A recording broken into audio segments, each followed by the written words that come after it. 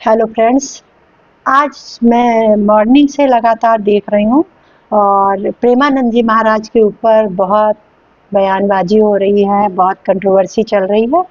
तो मैं कहना चाहूँगी कि प्रेमानंद जी महाराज जो हैं एक महाज्ञानी, समाज सुधारक, मार्गदर्शक और एक सत्य वचन बोलने वाले व्यक्ति हैं। अगर उन्होंने कोई बयान दिया है तो उसकी गलत व्याख्या करना क्या उचित है? हम जब किसी बयान को उस भाव से नहीं समझते हैं जिस भाव में वो दिया गया होता है, तो वो कंट्रोवर्सी का ही रूप धारण कर लेता है। हमारा समाज आज जीविका अर्जित करने के अलावा पारिवारिक परेशानियों से ज़्यादा पीड़ित है। ज़्यादातर लोग मानसिक समस्याओं से गुजर रहे हैं, जिसका मुख्य कारण है कि परिवार में सामंजस्य स्थापित ना होना।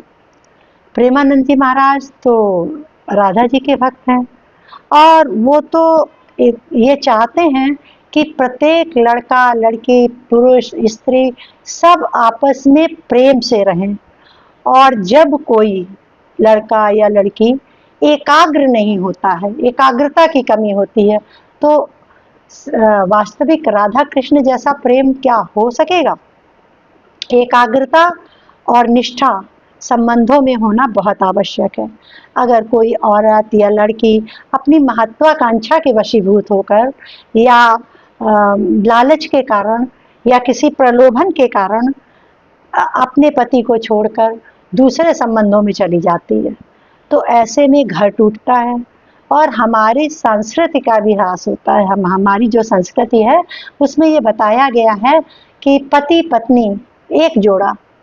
पाश्चात्य सभ्यता की तरह हमारे यहाँ ऐसा नहीं होता है कि आपने आज शादी की, आप नहीं एडजस्ट कर पा रहे हैं तो आप दूसरी जगह चले जाइए।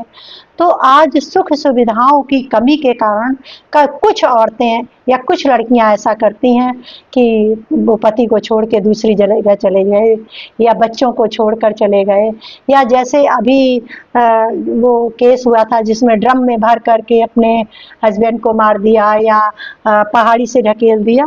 तो इन चीज़ों को देखते हुए ऐसा लगता है कि ये बयान दिया गया है, उन्होंने दिया है। बाकी जो और औरतें हैं, हम सभी महिलाएं हैं, उनको तो ये कहा है कि वो जिस तरह राधा थी, जिस तरह सीता माँ थी, उसी तरह के संस्कारों में रहें। तो हमें उनकी बात अच्छे ढंग में भी लेनी चाहिए। सीता जी ने भी कहा है, एक ही धर्म एक व्रत नेमा, ताहि बचन कछुपति पद प्रेमा। तो हमारे जो संस्कार हमारे